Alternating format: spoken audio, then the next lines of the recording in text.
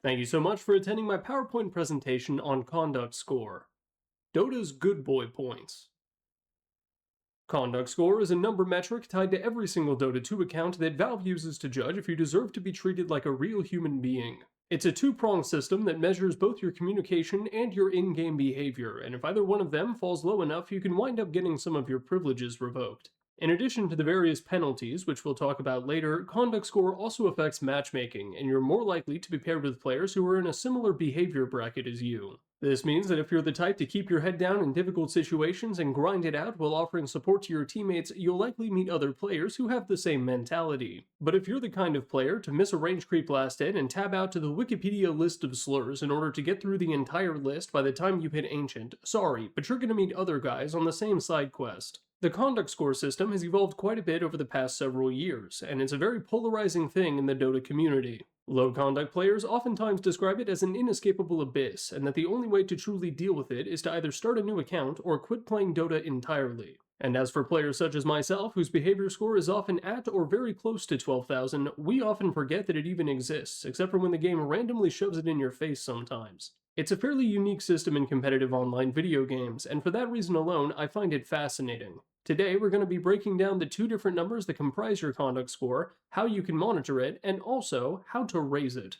Just keep in mind that the only times I get low prio are because my internet goes out, so I'm going to be preaching all this advice from the position of the ivory tower of 12K. Believe it or not, it sucks up here too. A lot of people like to joke that the presence of casual racism implies the existence of competitive, ranked racism. Now, while the core gameplay loop of Dota can be completed without saying a single racial slur, if you did want to measure how racist you can possibly be, communication score is so far the best technology humans have ever come up with. This metric, which begins at 0 and scales up to 12,000, is determined by how well you're able to communicate with your fellow Dota players, both on your own team and on the enemy. Most of what it really comes down to is whatever you say in voice and text chat. If you're constantly insulting your teammates and questioning the national identity of your enemies, your communication score is likely going to be a 4-digit number. And when it drops below the coveted 10,000 mark, that's when your privileges begin to slowly get stripped away from you. You'll no longer be able to offer your coaching services to random Dota 2 players, which is fine, who gives a shit, but more importantly, you won't be able to ping out your allies' abilities. Note that this also includes items, which means you won't be able to ping out your carry's BKB after they get blink hexed out of a smoke gank. That's already a minor annoyance, but as your communication score gets lower and lower, you will be further stripped of your capacity to express your thoughts and emotions. Under 8,000 communication score, you won't be able to use voice chat. Below 7k, you can't tip, and under 6k, you can't even type anymore. The zone between 5 and 6k is considered the precipice of the cliff, because that is a narrow window where your only method of accurate communication is drawing on the minimap. If you've ever been in a match with a guy who insists on showing off his handwriting right on top of the safe lane, this is why. And if you continue to get reported for your poor communication skills and drop below 3,000, you lose access to everything except pings, and even those will be on a 30-second cooldown. Of course, in a game as complex and fast-paced as Dota, communication is key, so losing access to everything will probably result in you losing a few games that you probably should have won. But if you really do drop that low, MMR won't even be the most important number for you to grind for anymore. It's been a little bit since I revealed a personal lore detail, so I'll reveal now that I'm 85% sure I'm the guy who shot PewDiePie from the bridge. Before moving on, you should know that it is late winter, which means that apple orchards are beginning to plant their saplings. My plan to feed myself for the next year consists of sneaking into one in the middle of the night and taking it home with me. However, to do that, I'll need to afford the Uber ride and bribe him for his silence. To help me with my dream, please check out the Patreon below, where you can subscribe to get access to all my videos early, as well as wacky rewards, such as handwritten letters and even replay reviews. And if you're already a patron, thank you very much for your continued support. Now, communication score is supposed to measure how capable you are of interacting with other human beings, but behavior score is something else entirely.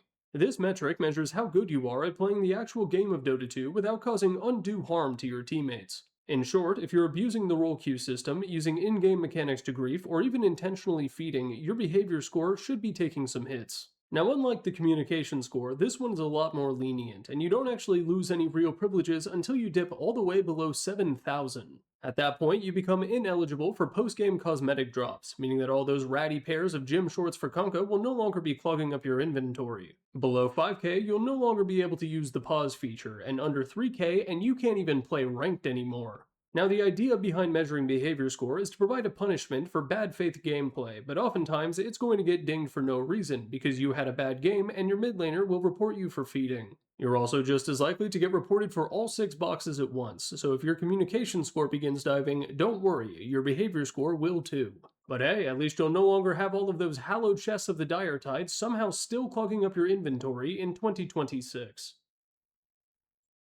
Real quick, this isn't actually too relevant to the conduct score system, but there's actually a way to check your reports, and no one seems to know about it. Go to your profile in the Steam client, go to the right-hand side, and look for the small white Games button. Click that, find Dota, it should be at the top, and mouse over My Game Stats, where you should have a single option to look at your personal game data. Click on that, and then in the first of the 2 drop-down menus, select Account and then Incoming Player Match Report.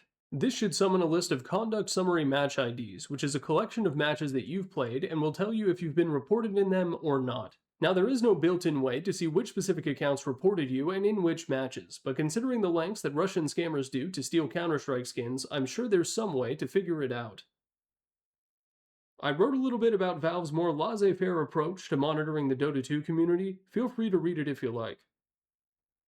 And finally, if you're one of those guys whose only method of communication with the outside world is drawing ding-dongs on the minimap, here are a few ways to raise your conduct score. The biggest piece of advice I can give you is to just shut up and grind. Cut off all communication on your end, play games as normal, and then trade commands at the end of the match. No Dota 2 player reports their teammates by default, but many of them will give out commands for free, as long as you haven't given them a reason not to. Just wait for the end of the match, count to 10 in order to make sure that everyone is on the end screen, and then commend your 4 teammates, even the enemies if you really want to. This acts as a very polite request in order to trade commends, and oftentimes players are more than happy to oblige. But one of the worst things you can do is explicitly asking to trade commends, in which case the majority of Dota players will refuse out of principle. Note that even with plenty of commends from your teammates, your conduct score is still going to suffer for a very long time, and it's all a matter of going through matches, getting more commends than reports, and waiting for old reports to fall off your account. And as one final word of warning, you may have it in your head that 12k conduct score matchmaking is a land of milk and honey. I can verify firsthand that it is not, and there's a reason I know about all that minimap drawing tech. Even though the matchmaker will attempt to put you with players with a similar conduct score, sometimes it has to reach into the trenches and pull out a little goblin to fill out your stack. Such is the nature of things, but if you pay for Dota Plus, the game will give you an explicit warning that you're about to meet a dickhead. In conclusion, Dota is a punitive game, and you should absolutely play it. If I had my way, you'd be able to trade conduct score for roll queue tokens at a rate of 1,000 for 10, like prizes at a Chuck E. Cheese. Alternatively, just make it free for people above 11k. Peace on planet Earth.